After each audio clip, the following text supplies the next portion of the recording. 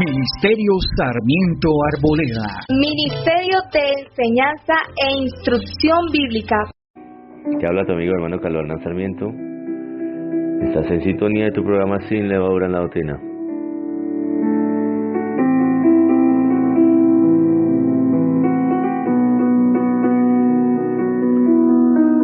Así es, esperamos por ti, Espíritu Santo de Dios. Queremos seguir de tu mano, siendo guiados por tu mano preciosa y cobijados por tu presencia maravillosa, Señor.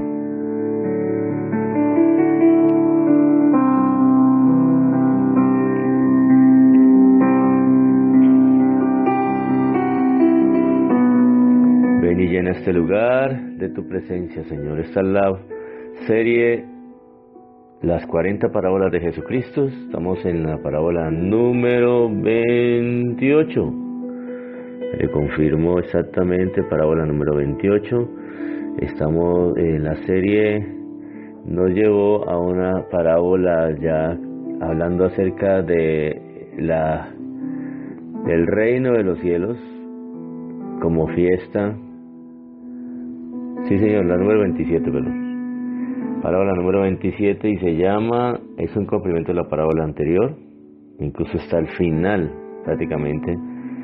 En ese momento cuando Jesús dio esa parábola, dio el preámbulo a esta segunda parábola respecto a al reino de los cielos, a la fiesta que se celebra en los cielos. Una cena, comenzó con el convidado a una cena, aprovechando que él fue invitado a una cena, y dio una parábola acerca de cómo escogían los asientos.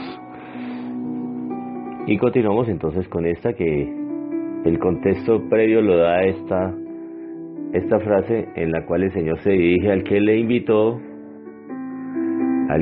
para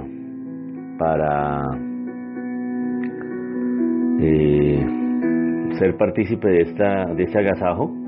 Entonces él se dirige hacia él y le dicen en Lucas 14:12, palabras directas del Señor a otra persona, en este caso al que lo convidó, y le dijo así: dijo también el que le había convidado, cuando hagas comida o cena, no llames a tus amigos, ni a tus hermanos, ni a tus parientes, ni a vecinos ricos, no sea que ellos a su vez te vuelvan a convidar y sea recompensado. Versículo 13 más, cuando hagas banquete, llama a los pobres, los mancos, los cojos y los ciegos. 4 tipos de personas. Cuando hagas banquete, llama a los pobres 1, a los mancos 2, a los cojos 3, a los ciegos 4. Y serás bienaventurado porque ellos no te pueden recompensar, pero te será recompensado en la resurrección de los justos. Bueno, gloria a Dios. Esta frase da la entrada a la parábola que nos toca el día de hoy. Pero aquí queremos hacer una especie de sondeo de estos motivos de nuestra generosidad, bueno, al hacer una cena.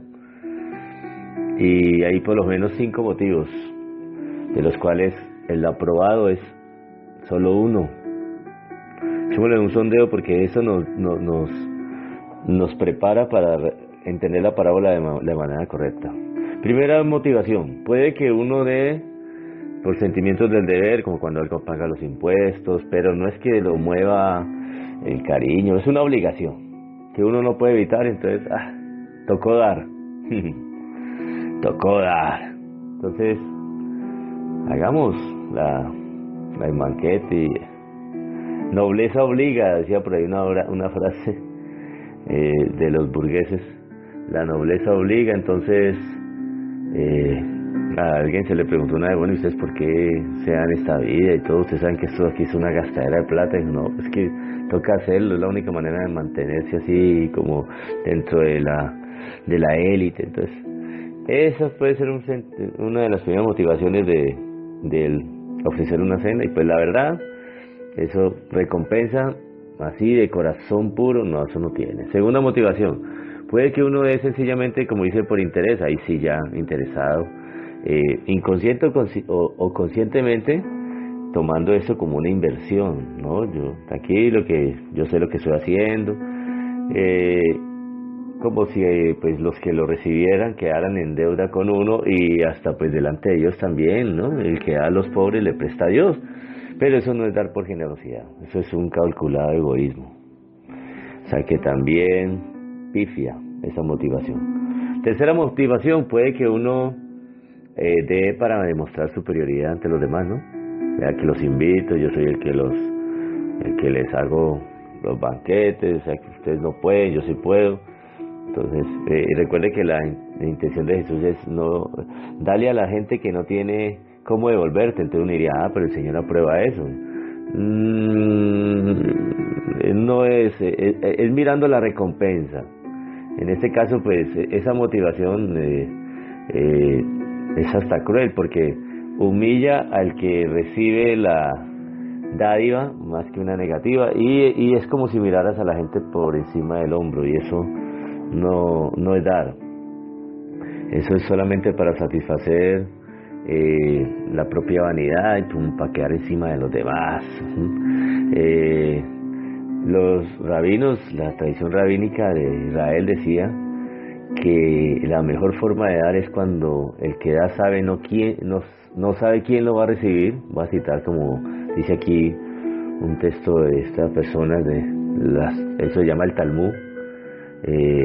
Esto es el tratado del Talmud. Recuerde que la tradición en el tiempo de Jesús había muchos rabinos, y prácticamente muchas de las declaraciones de estas personas quedaron registradas. Entonces, lo ideal es que todo esto estuviera conforme, en consonancia con las escrituras, ¿no?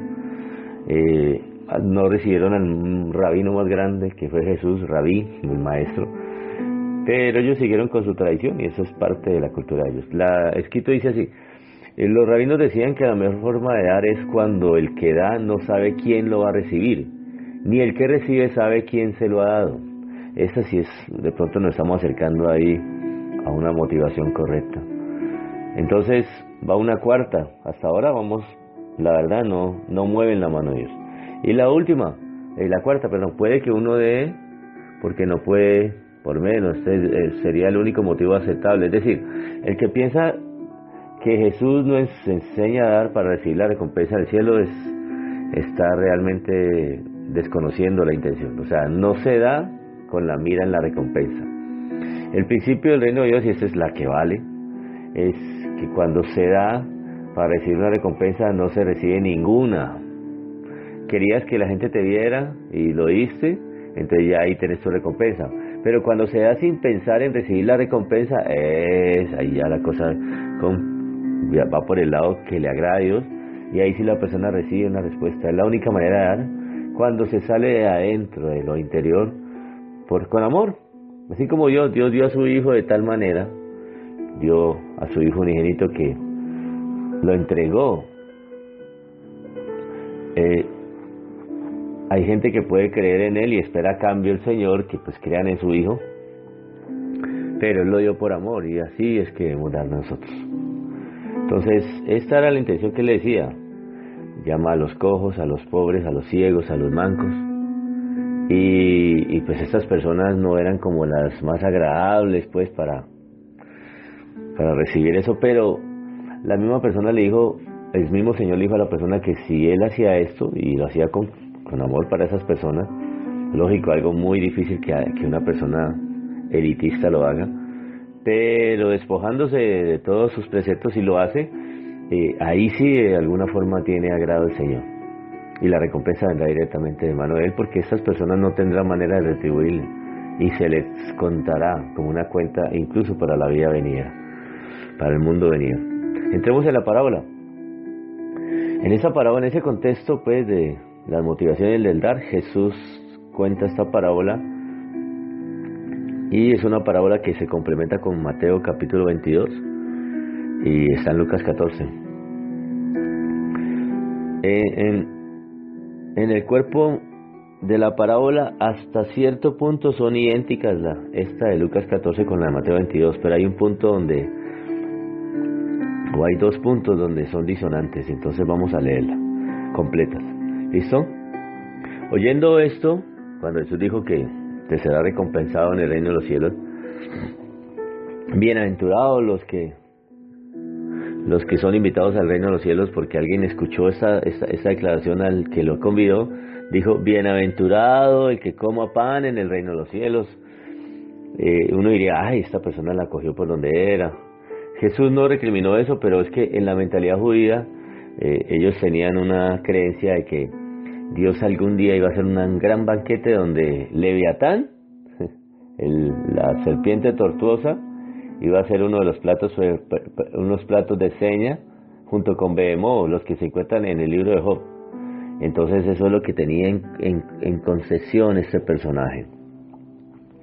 Ese era lo que tenía en concesión. Aquí lo leo, dice así, era una de las, en la era del banquete mesiánico que iba a ofrecer el Señor al final, es que el Leviatán, el monstruo marino de Job 41:1, sería el plato de pescado y Behemoth el plato de carne, de Job 40:15. En ese banquete era que estaba pensando el que dijo esto, en el versículo 15.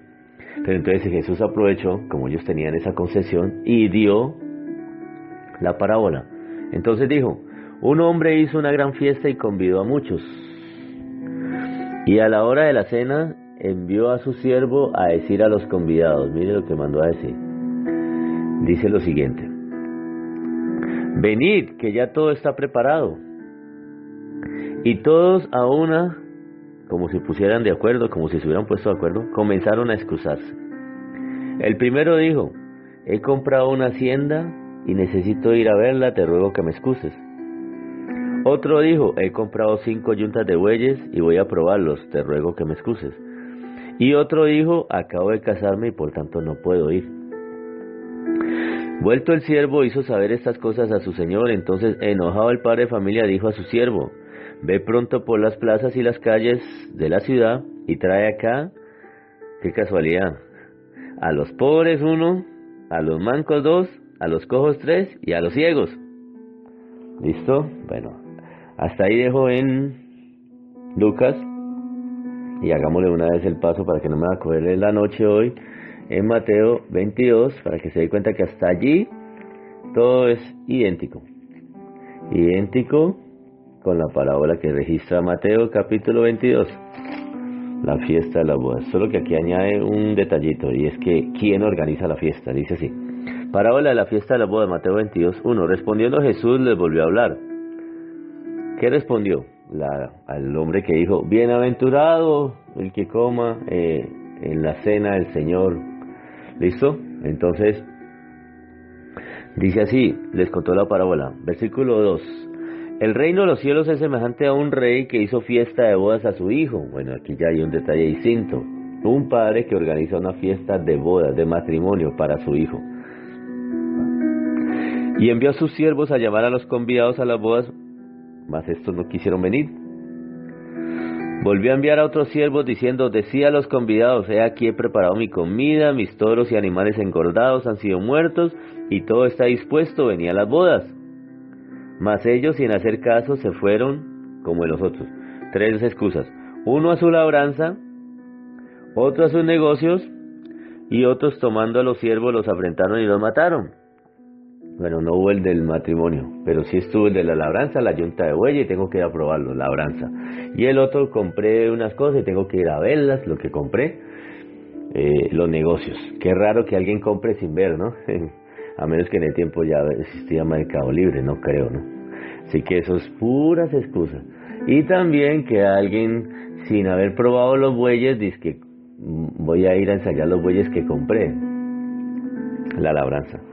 El del matrimonio sí tenía cierta excusa, incluso por la ley, porque el que se casaba tenía 1 año de licencia para poder dedicarse a su esposa, pero el que le estaba haciendo el llamamiento era Dios. ¿Y cómo le va a sacar el cuerpo a Dios que le está dando ese hogar tan hermoso? Entonces ahí esa es la incoherencia. Al oírlo el rey se enojó y enviando sus ejércitos destruyó a aquellos homicidas y quemó su ciudad. Este sí desentona con la parábola de Lucas. En esta ya hemos visto 2 llamamientos. En el primero lo rechaza, entonces vuelve otra vez a insistirle. Y en esta ocasión pues recibe esa respuesta ya osca de parte de los invitados, tanto que en el versículo 6 dice que otros que rechazaron el llamado, tomando a los siervos los afrentaron y los mataron. Entonces dice la escritura, y esta no está en Lucas, que el Señor se enoja, versículo 7, y envía a sus ejércitos y destruyen esa ciudad y la queman.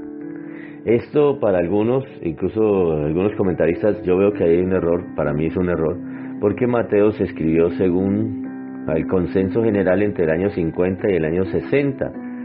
Entonces aquí dicen que este versículo que está hablando es de un asunto de fiesta de boda, donde todo es alegría, regocijo, celebración. Esta nota no es como disonante, entonces argumenta que esto tuvo que haber escrito después del año 70, cuando se destruyó el templo y cuando la ciudad fue quemada.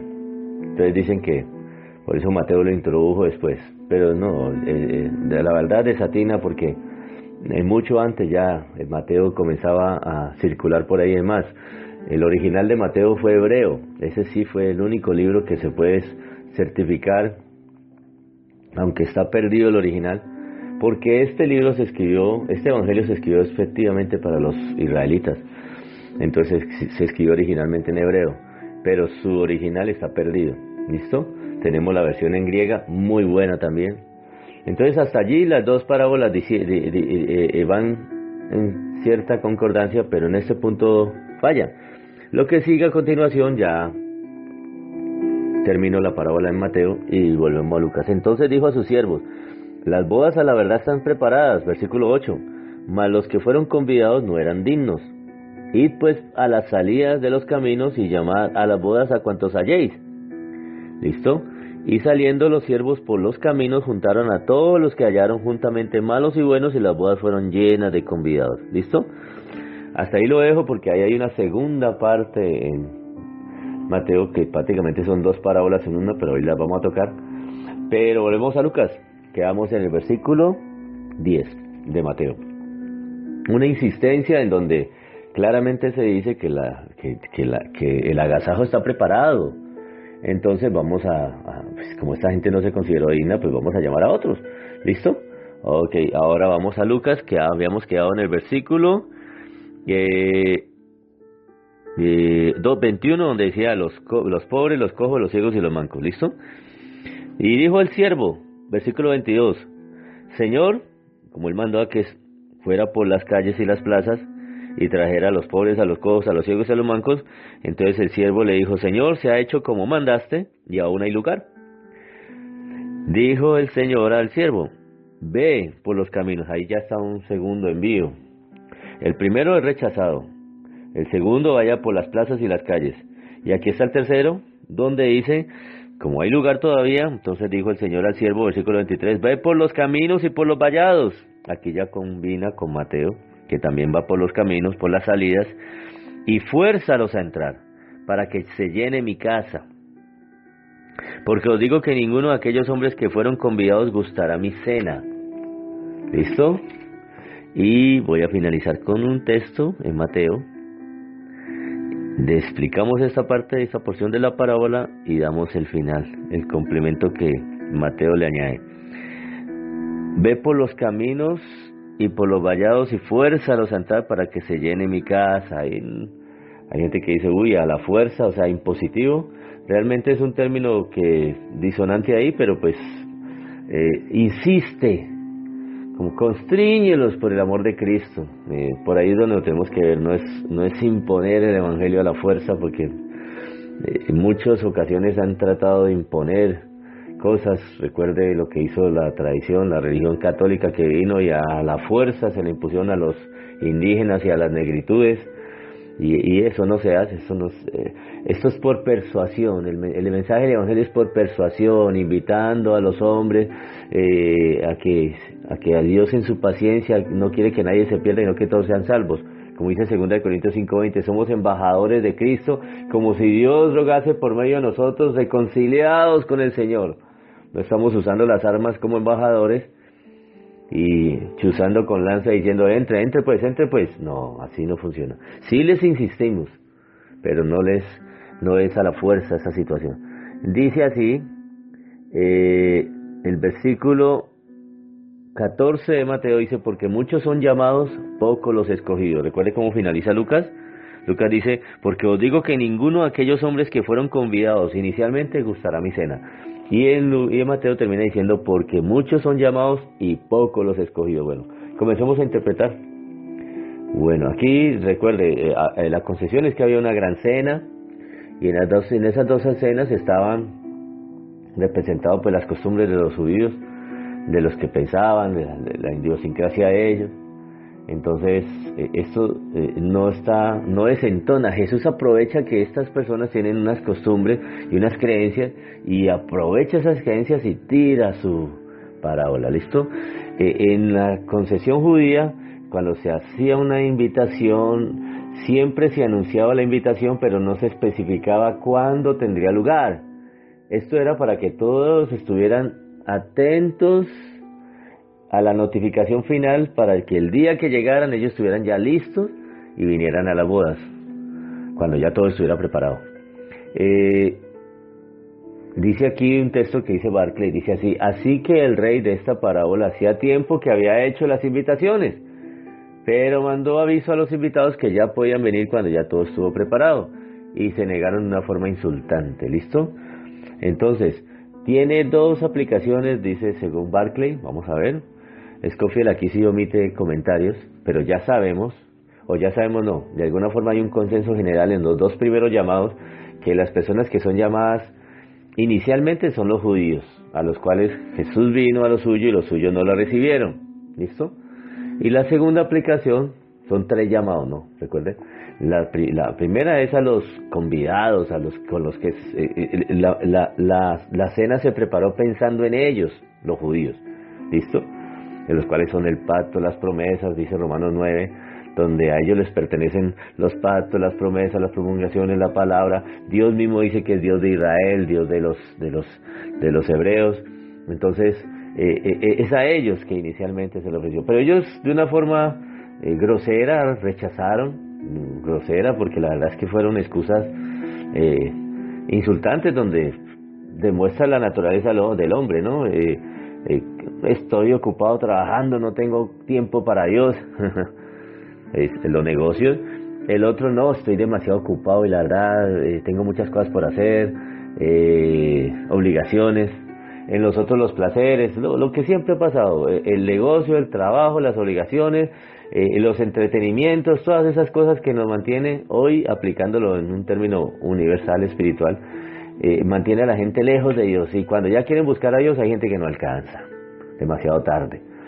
Por eso la recomendación inicial es que no saques el cuerpo cuando el Señor te está llamando. Como sea, muéstrale que estás atento a su llamado, no de una forma hipócrita, pero dile: Señor, dame la posibilidad de ir poco a poco comprendiendo esto, pero no cierre la puerta en la nariz de Dios. Él, cuando Él llama, Él mismo lo dice: llamé y no respondieron. Por lo tanto, las consecuencias se pagan. Entonces, no, la idea es: Señor, estás llamando a mi puerta, como que siento que me está llamando. Hay una canción de Arturo Giraldo que quisiera que buscaras, es hermosa, se llama Él llamó a mi puerta. ¿Listo? Muy linda, para que es de las cosas que si uno no se quebranta, uno está de verdad muy endurecido. Y en esa canción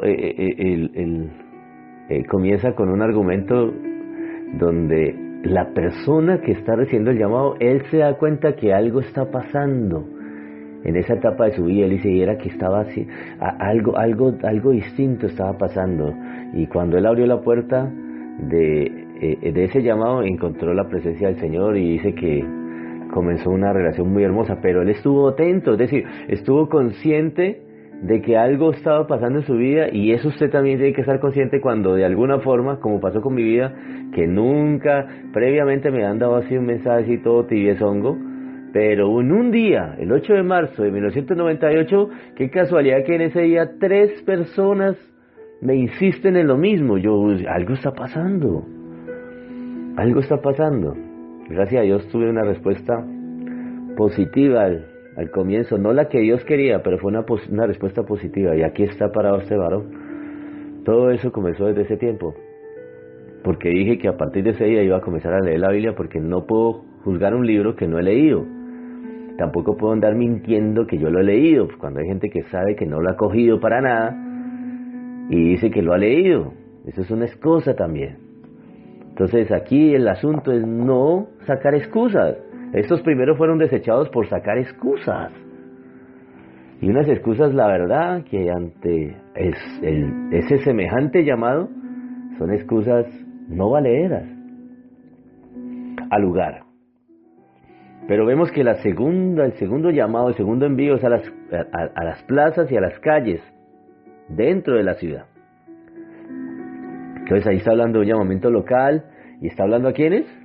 Está hablando de aquellos que eran los como no lo aceptaron, los que sí aceptaron cuando vino Juan el Bautista y fueron a su bautizo, cuando vino Jesús y lo recibían y comía con ellos. ¿Quién eran? Los publicanos y las rameras. Ya hemos visto en otras parábolas que dice que los publicanos y las rameras van delante de vosotros, le decía el Señor a los judíos, a los fariseos que no han creído en Él, a los saduceos. De cierto os digo que los publicanos y las rameras van delante de vosotros al reino de los cielos, porque vino Juan en camino de justicia y ellos le creyeron. Pero vosotros, al ver que ellos le creyeron, en vez de decir, tremendo, los pecadores se están arrepintiendo, no quisisteis ir a Juan. Y rechazaron, diciendo, este hombre, mira, lo mismo conmigo. Entonces ahí está el segundo llamamiento, ya lo ubicamos, y en Mateo y en Marcos, en Mateo y en Lucas, ahí prácticamente aplica a aquellos que en ese momento estaban aceptando al Mesías de Israel, y en los cuales el Señor se glorificó de una forma tremenda, con milagros, con señales, con prodigios. Pero está en la última instancia, donde dice, Señor, todavía hay lugar. Perdón un momentico.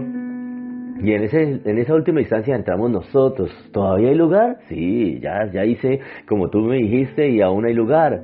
Entonces el Señor dijo, entonces ve por los vallados, por los caminos y encuentra todo el que halles y fuérzalo a entrar. Dice aquí en Lucas, y en Mateo dice de esta forma.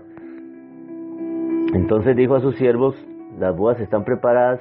Id pues, versículo 9, a las salidas de los caminos y llamad a las bodas a cuantos halléis. Y salieron y hallaron de todo y encontraron de todo y entraron. Y esos somos los gentiles nosotros, donde de todo como en una red, como la parábola de la red barredera, se echa la red y recoge toda clase de peces. Ahí entramos de todas las naciones. Para cumplir un pasaje que está en Juan, capítulo 11, donde el Señor dice que su muerte era para traer a todos a mí mismo, mas si yo fuere levantado en la asta, como lo declaró en San Juan 3:14, que así como Moisés levantó la serpiente en el desierto, así mismo el Hijo del Hombre será levantado, y si yo fuere levantado, a todos atraeré a mí mismo. Y dice la Escritura que esto va con un propósito. Dice así, versículo 51 de San Juan 11, esto, lo que dijo Caifás de que era necesario que un hombre muriera por la nación de Israel, no lo dijo por sí mismo, sino que como Caifás era el sumo sacerdote aquel año, profetizó que Jesús había de morir por la nación de Israel. Y versículo 52, y no solamente por la nación de Israel, sino también para congregar en unos, para meter a las fiestas a los hijos de Dios que estaban dispersos por el mundo entero.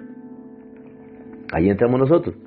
Pero entonces Jesús aprovecha de que para los judíos este asunto de las invitaciones era normal. Este asunto de una fiesta que se iba a preparar era normal. Entre ellos estaba la concesión judía. Ellos tenían ese asunto de que iba a haber una fiesta y un agasajo. Así que aprovechó que ellos tenían esta idiosincrasia y dio absolutamente toda esta enseñanza donde el que hace la invitación es Dios. Y donde está preparando unas fiestas tremendas, donde todos tienen cabida. El que no haya cabida en ese lugar es porque Él mismo se sacó. No fue Dios quien le sacó. Donde Él mismo se hace, más bien se inhabilitó, porque la invitación estaba para todos. La invitación estaba para todos. Aquí hay un detalle donde dice, un comentarista dice que lo más tremendo es que lo que hizo que las personas se hicieran sordas a la invitación de Dios, en este caso para entrar a una vida espiritual, no son necesariamente las cosas malas. Un hombre se fue a su hacienda, otro a sus negocios. No se descarriaron por caminos de vicios, de inmoralidad. Se fueron a ocupaciones. Realmente mucha gente no llega al Señor, como lo dije ahora hace unos minutos, a veces por esclavitud del pecado, sino por el entretenimiento en el que lo tienen. Están demasiado ocupados en las cosas que no importan verdaderamente al final de cuentas, a la hora del té, como decían hace mucho tiempo. Y estas personas pierden prácticamente la oportunidad de conocer al Señor por estar enredado en los negocios de la vida. Al detalle de la ciudad que fue destruida y que para el comentarista le parece como tan ilógico, que eso desentona con la parábola, desentona según él con toda la parábola, pues yo quiero recordarle que para nada, siempre hubo un mensaje de advertencia para Israel, en especial para Jerusalén. Y es más, incluso el texto que voy a citar fue el que le salvó el pellejo a Jeremías. A Jeremías le iban a linchar, porque su mensaje no era muy popular. Jeremías le tocó ser la última voz antes de la hecatombe. Ya cuando Jeremías le predicó a estas personas, prácticamente ya no había reversa, ya no había remedio. Entonces dice así Miqueas capítulo 3 versículo 2: por tanto, a causa de vosotros Sión será arada como campo, Sión, Jerusalén, y Jerusalén vendrá a ser montones de ruinas, y el monte de la casa como cumbre de bosques. Eso está en Miqueas 3:12. Y ese pasaje de Miqueas fue el que le salvó el pellejo a Jeremías, y se lo voy a citar. Dice así: cuando agarraron, entonces se levantaron, atraparon a a Jeremías. Eso está en Jeremías versículo 26, dice así, vale, lo de acá. Habla Jeremías y dice así: mas sabed que si es cierto me matáis, sangre inocente echaréis sobre vosotros y sobre esta ciudad y sobre sus moradores, porque en verdad Jehová me envió a vosotros para que le dijese todas estas palabras en vuestros oídos. ¿Cuál era? Que Jerusalén iba a ser destruida. Entonces dijeron los príncipes y todo el pueblo a los sacerdotes y profetas, versículo 16, Jeremías 26, no ha incurrido este hombre en pena de muerte. Muchachos, no ha hecho nada malo para que lo matemos, porque en nombre de Jehová nuestro Dios nos ha hablado. Entonces se levantaron algunos de los ancianos de la tierra, los versados en la escritura, y hablaron a toda la reunión del pueblo diciendo: Miqueas de Moreset, el versículo que te acabo de citar, del capítulo 3, versículo 12, que era contemporáneo, profetizó en tiempos de Ezequías, rey de Judá, unos años antes, y estaba muy reciente esa profecía, y habló a todo el pueblo diciendo: así ha dicho Jehová de los ejércitos, Sión será arada como campo, y Jerusalén vendrá a ser montones de ruinas, y el monte de la casa como cumbres de bosques, literal. Y esa profecía que se acordaron esos ancianos en ese momento le salvó el pellejo a Jeremías, o si no, Jeremías hubiera muerto antes de que Nabucodonosor llegara. Así que no desentona, porque si tú no aceptas un llamado que viene de parte de Dios, el Dios no va a estar contento con eso. Le rechazaste, le repudiaste. Es una actitud osca, y en la costumbre de ellos era una actitud osca. Ellos sabían, como por historias que tenían de la de ellos, no las contadas por Jesús, sino la de ellos, de personas. Por ejemplo, tenían dos historias donde una era un rey que le había entregado unas vestiduras a los que estaban en ese lugar y les dijo que él volvía. Y unos, pues como era de la realeza, dijeron: no vamos a tocar esas vestiduras, vamos a dejarlas quietas para que cuando aparezcan estén listos, estén, como dice, él reciba sus vestiduras como debe ser, y no seamos tildados de haber usado la vestidura mal. Y así lo hicieron, y cuando llegó el rey les dio su aval y los felicitó.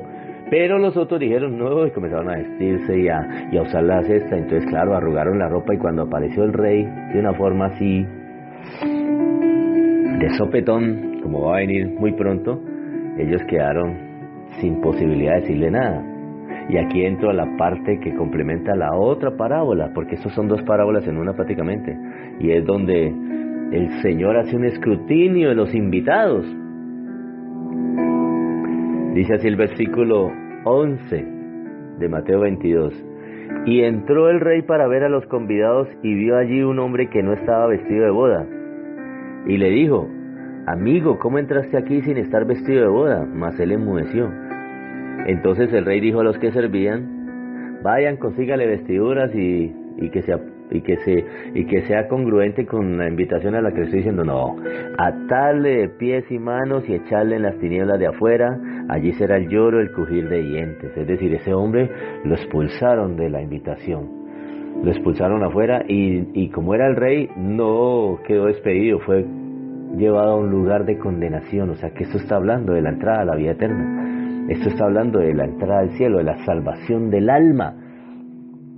Por eso la historia que te estoy contando, los judíos en ese tiempo la interpretaban como que las vestiduras que entregaba el rey era el alma, que debes de devolvérsela a Dios íntegra, pura, como son esas vestiduras. Y esa representaba a la creencia judía, a esos hombres que al rey que les entregó esas vestiduras reales, el momento que le apareciera, le entregaran de nuevo sus vestiduras tal como se la entregó. Entonces ellos, al ver eso, decían, el mismo rey les dio su aprobación, le dijo: excelente, le reclamó sus ropas. Ok, mire, aquí dice, aquí voy a leer donde en la concepción judía estaba eso, dice así: los prudentes devolvieron las ropas limpias y preparadas, así que el rey les colocó en sus armarios y les dijo que se fueran en paz, es decir, quedaron a paz y salvo. Pero los otros la recibieron, los insensatos se las devolvieron a las vestiduras arrugadas y sucias. El rey mandó que se mandaran las ropas al lavandero y que a esos siervos insensatos los metieran en la cárcel.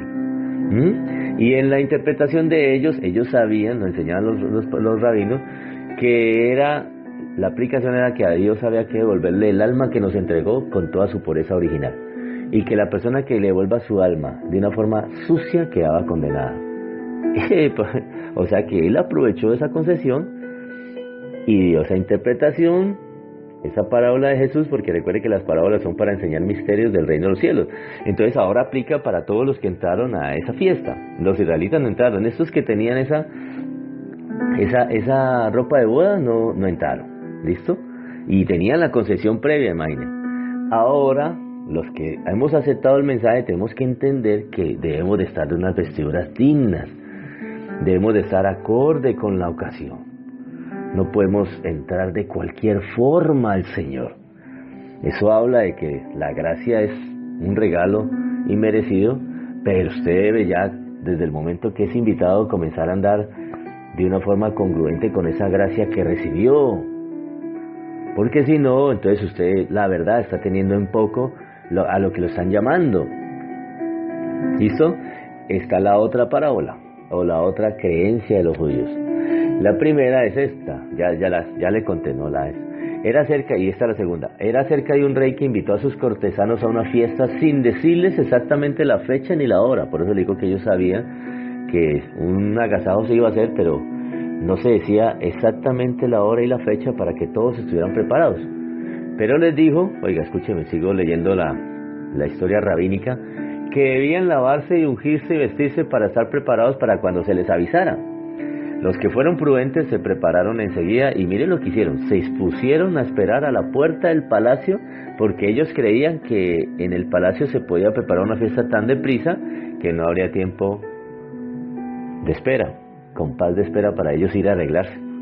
Los insensatos creyeron que llevarían mucho tiempo el hacer los preparativos necesarios y que tendrían tiempo de sobra, así que se les fueron, cada uno se fue a hacer lo suyo, a ocuparse en lo suyo. Lo que está en el fondo, las negaciones a la invitación del Señor son las ocupaciones, los enredos en los que se mete el hombre, y luego no sabe cómo salir de esos enredos. Viene Dios, le hace el llamado, que es el único que lo puede sacar de esos enredos, le dice no tengo cabeza para otra cosa, y ahí, grave error. Pero de pronto la fiesta, se da la llamada, ¿no? A la fiesta, les vino así de isofacto. Sigo leyendo la historia. Sin más aviso, los prudentes entonces estaban listos para sentarse al rey y le cayeron muy bien y comieron y bebieron, pero los que se habían ido, que dijeron que todavía era tiempo, los que no se habían preparado ni puesto sus ropas de boda tuvieron que quedarse fuera tristes y hambrientos, contemplando la gran gozo, oiga, que estaban viviendo los otros de las que ellos se habían perdido. Oiga, y aquí por ahí entra una acentuación muy buena, y es que, oiga, nos está invitando el Señor a una fiesta hermosa y nos está invitando a participar de su presencia. En otro pasaje dice, a compartir de su Santo Espíritu, para que participemos de su santidad. Hay gente que piensa que eso es feo, que eso no tiene alegría, y eso estás equivocado, eso tiene una suma alegría.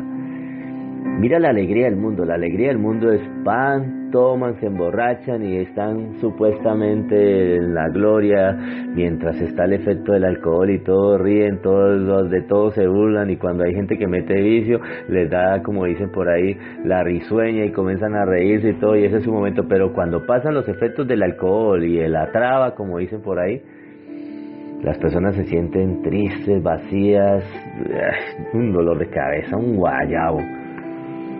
Pero aquí no, este gozo sí es un gozo verdadero. Siempre se le ha dicho a la gente, el gozo que tiene la gente en el mundo es un gozo efímero. Es un entretenimiento, es el dulce que les da el enemigo. Por un último momentico, como si alguno está pensando en volarse y se siente como que tanto, vaya, se mete en su borrachera, vuelvo y le digo, se van con los amigos, y hasta el momento todo dicen, no, la pasan súper bien, pero al otro día vienen los ayes. Y cuando todo eso ha llegado a extremos grotescos como riñas, peleas y hasta muertes, pues al otro día, como digo yo, vienen los ayayáis.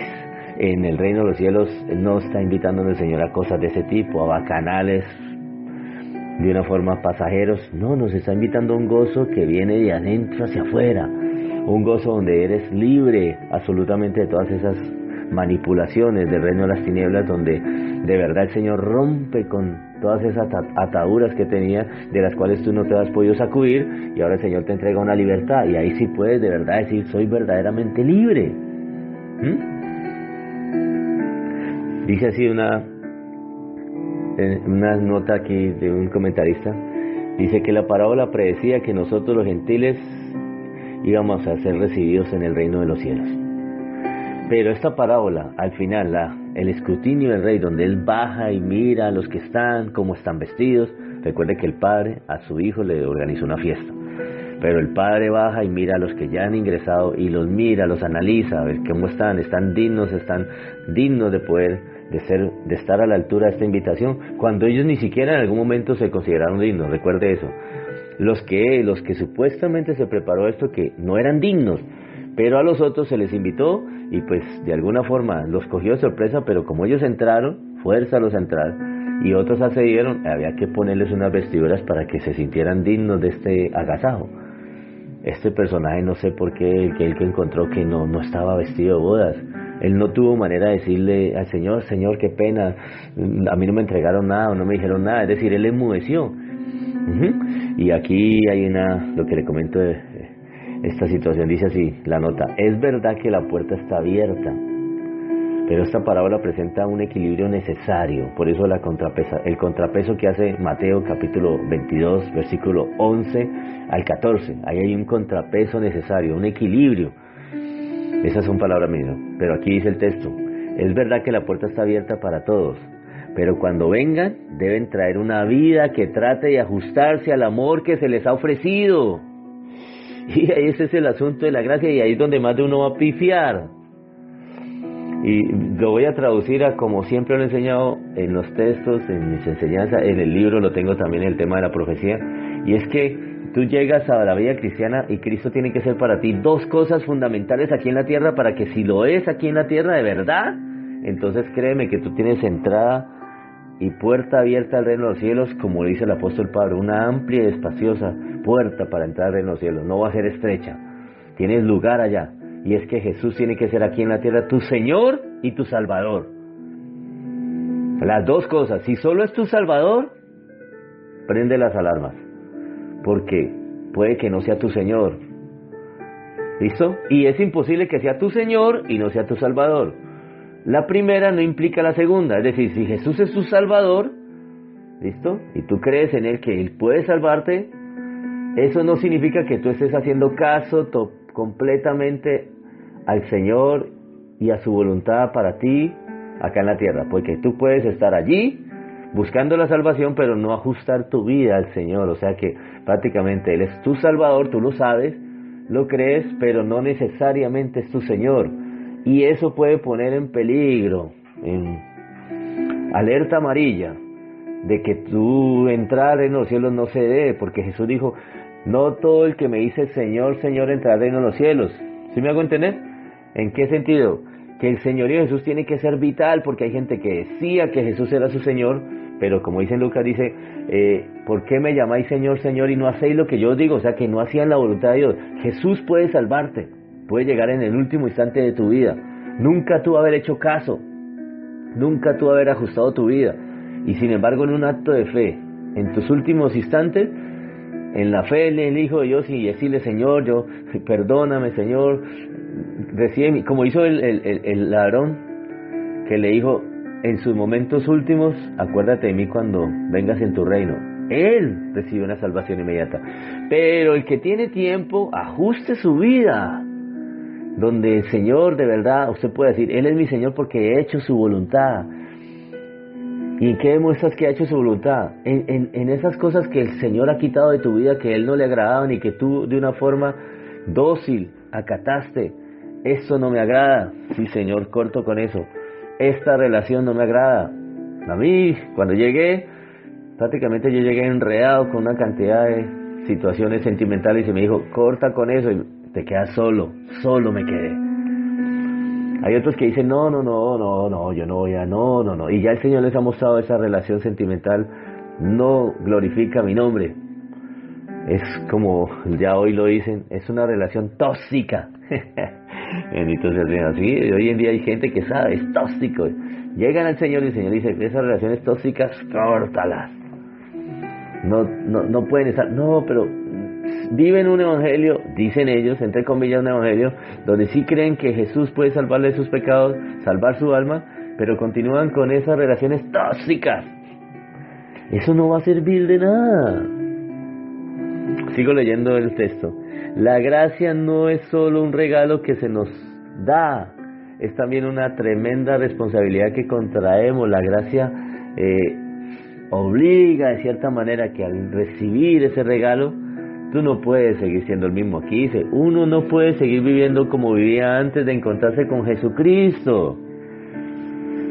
Debe vestirse de una nueva pureza y santidad, bondad, debe ser distinto. Si no lo eres un mentiroso, una mentirosa, ya que apequí, que sí, que tú eres cristiano, que yo no sé qué, y mentiras, bla, bla, bla. No has experimentado el poder de Dios, ni la gracia de Dios. Escuchaste el mensaje y de pronto lo entendiste, pero en tu vida no lo has vivido. Tremendo. La puerta está abierta para que el pecador que quiere ser santo haga, escuche, de su vida una entrega constante. Como cuando usted visita a un amigo y le quiere mostrar a ese amigo que le tiene gran aprecio, usted no va de cualquier forma desfachatada. Ya usted se prepara, se alista, se arregla, porque va a visitar a un amigo muy querido. No es la ropa, ¿no? Aquí no es cuestión de ropa, pero es sí una cuestión, en el caso espiritual, de una actitud donde, hombre, es necesario agradar a Dios antes que a los hombres.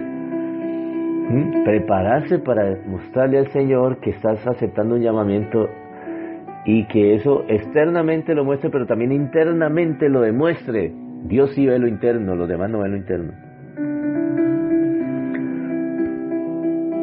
Por ahí va el final de este asunto. Disponga su vida, amigo, disponga su vida, acepte ese llamado y permita que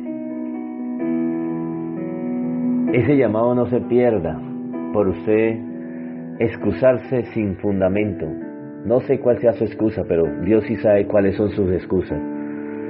Lo bueno es que este llamado o esta fiesta lleva tiempo preparándose. Y como dice el apóstol Pedro, el Señor no ha vuelto porque está todavía esperando que esos lugares que todavía están desocupados allá arriba en el cielo lo ocupen. Dice así: el Señor no retarda su promesa, según algunos la tienen por tardanza, segunda de Pedro 3:9, sino que es paciente para con nosotros, no queriendo que ninguno perezca, sino que todos procedan al arrepentimiento.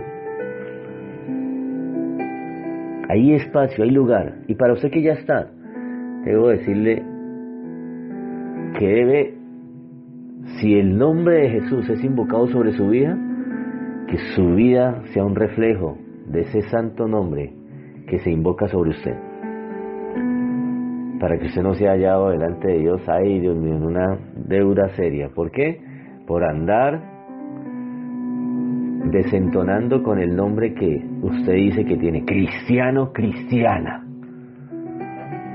Ay de nosotros si nos ponemos a andar de una forma inconsciente, de una forma deshonrosa al nombre santo que nos invocan sobre encima, o el que nosotros le hemos pretendido decir a los demás, porque dice, y es cristiano, míralo, y es cristiana. Esa es la advertencia. La primera es a llamar a los que no están dentro, y a los que están dentro. Amigo, usted que no está dentro, hay lugar todavía. Si no apareció el Señor, el Cristo viene y no ha llegado, es porque todavía hay lugar. Y usted puede ser el que falta, usted puede ser uno de los escogidos. Por eso finaliza la frase diciendo, porque muchos son llamados, pocos los escogidos. Hay gente llamada, pero los que atienden son los escogidos. Y ya si usted está dentro y se hace llamar escogido, entonces miremos esas vestiduras, ¿están bien? ¿O usted de dientes para afuera, pero obediencia nada que ver? ¿Su vida sentimental, económica, el ministerio lo está ejecutando? ¿El llamado que Dios le dio? ¿Su vida social, su vida familiar ya está en congruencia con la parte del Señor, con lo que Dios demanda? ¿O hay broncas con familiares, falta de perdón que no debe haber en un cristiano? Sí me hago entender. Es decir, usted tiene el vestido necesario para entrar a eso, un vestido acorde, la gracia de Jesús, donde la gracia de Jesús le ha perdonado a usted todas sus faltas, pero usted ha aprendido a perdonar todas las faltas de los demás. Como hemos visto ya en parábola, a usted le han perdonado su furgo de deuda, el tamaño de deuda, el bulto de pecados que ha cometido con Dios. Usted ya le ha perdonado aquellos pecaditos que algunos han tenido con usted, esas desavenencias, ¿ya las perdonó? Usted anda acorde, ya esas ataduras del pasado ya no existen en su vida y no tiene ataduras nuevas, sino que ya al contrario anda en plena libertad, la libertad de los hijos de Dios, libre, nació de nuevo, un vestido que solo Dios te otorga, pero de acuerdo al corazón dispuesto. Es una situación que quiero que tú entiendas. Si Dios te llamó, Dios te prepara y te capacita para estar delante de Él, pero tienes que dejar que Él te embellezca, y lo hace a través de este libro. Escúchame, tienes que conocer esta palabra. La palabra de Dios santifica, santifícalos en tu verdad, tu palabra es verdad, oraba Jesús en San Juan capítulo 17. Timoteo dice que toda la escritura es útil, inspirada por Dios para redarguir, para instruir, a fin de que el hombre de Dios sea enteramente preparado para toda buena obra. Si ves, una capacitación para estar delante del Señor. Y la más importante es la que dice Apocalipsis, con la que cierro, pidiéndole al Señor con todo el corazón de que aquellos que hemos entrado nos halle aptos delante de Él, y aquellos que me escuchan que no han entrado, pues ¿qué está esperando? Que se cierre la puerta como en el diluvio, que se cierre la puerta del arca y que ya nadie, y se venga la guandal, los goterones, y ahí, ay, si era verdad esto. Mire, solo analice lo que está viviendo y se da cuenta que eso no es mentiras, es verdad lo que viene para el mundo, y Dios quiere librarlo de eso. Es la única vía de escape. No, yo pago mi ida a Marte. Dice, hombre, de Dios nadie se burla, esto viene de parte de Dios. Es una zaranda que Dios permite, que viene para el mundo entero, donde Él quiere librarlo. Pero usted considera que no, que eso es mentiras, que lo que viene no. Dice así, y a ella se le ha concedido, a los que han aceptado esa entrada que Jesús le llama su iglesia, a ella se le ha concedido que se vista de lino fino, limpio y resplandeciente, sí, de la vestidura que necesitaba ese hombre, la que no tuvo y que enmudeció. ¿Cómo entraste aquí, amigo? No le dijo hijo, le dijo amigo. ¿Cómo entraste a este lugar sin estar vestido de boda? Porque no se le concedió esto. Debe ser porque su corazón no estaba dispuesto, o no fue totalmente dispuesto. Dice así, y a su esposa se le ha concedido, Apocalipsis 19:8, que se vista de lino fino, limpio y resplandeciente, porque el lino fino son las acciones justas de los santos, las que vienen después de que Dios hizo una transformación en su vida. Usted comienza a andar en justicia y a hacer las cosas que a Dios le agrada. Ahí usted está demostrando que está en el reino y que está bien vestido. El reino que ha de manifestarse en cualquier momento. Por la fe ya está, pero está apto para que no sea desaprobado ese día, al contrario, para que sea uno de los aprobados. Oremos. Padre Celestial, en el nombre de Jesús de Nazaret, que estas palabras no queden en el aire, Señor. Aquellos que no hacen parte todavía, convéncelos. No sé cómo los convencerás. Tú conoces el interior de ellos. Tú sabrás cuáles son sus excusas. Derriba esas excusas uno a uno, Señor. Muéstrale que no son sino solamente, Señor Dios, evasivas que saca el hombre, que no tienen fundamento y que son de verdad, Señor, si calculamos en el fondo, excusas estúpidas, Señor Dios. De un tiempo que ellos no se dan cuenta. Si tú eres el dueño del tiempo y si dice que están ocupados, tú puedes decirle, Señor, hoy no vas más, y entonces no tienes tiempo y estás sacándole el tiempo al que te da el tiempo, estás sacándole el cuerpo al que te da el tiempo para vivir. Muéstrales que están siendo, la verdad, muy ingenuos en eso. Ellos que dicen que son tan sabios, que se las dan de listos, que son tan avispados, Señor Dios, pero al que deben probarle figura no le prueban figura, al que puede darles un día, cada día de vida, al que les permite el corazón todavía latir, y no le dan la prelación que tú mereces, Señor, la prioridad que tú mereces, Señor. Haz que reacciones, Señor. Y a los que ya hemos aceptado esto, muéstranos que no nos podemos relajar, que es necesario que esas vestiduras estén siempre limpias, listas, blancas, que sean siempre blancos nuestros vestidos, y que nunca falte el ungüento en nuestra cabeza, que nunca falte el aceite, que no nos durmamos y cabeceemos y cuando nos despertemos, ¡ay, Dios mío, sin aceite! Y llegó la hora de las bodas y nos quedamos por fuera. No permitas eso, mi Rey hermoso. En el nombre de Jesús, tanto los que faltan, haz que reaccionen, y los que están, haz que sean aptos, dignos, Señor, para que en cualquier momento que nos llames, podamos partir a tu presencia y no ser desechados de ninguna forma. Gracias te damos, Padre, en el nombre de Jesús. Amén. Te espero el día de mañana con el poder y el permiso de nuestro Rey Celestial.